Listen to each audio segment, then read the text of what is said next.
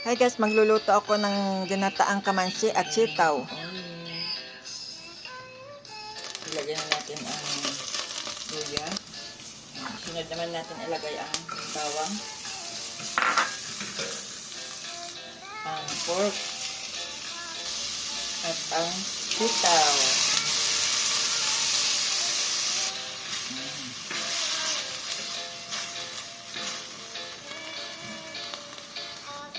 Lalagyan na rin natin ng gata,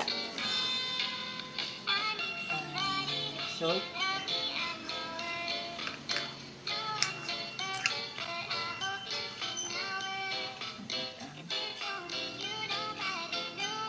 chicken powder na pampalasa.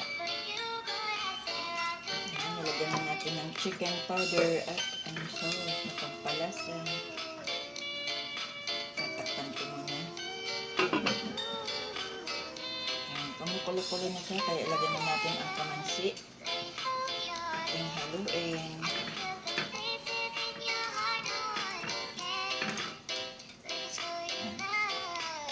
Takpan ko muna siya at hayaang ito hanggang sa maluto. And ilalagay na natin ang sili. Yan.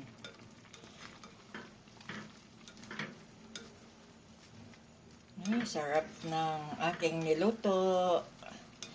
Ginataang kamansi na may sitaw.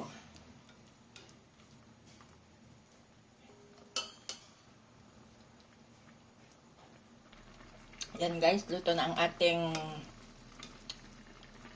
kamansi na may sitaw and pork. Yan. Sarap. Thank you guys for watching.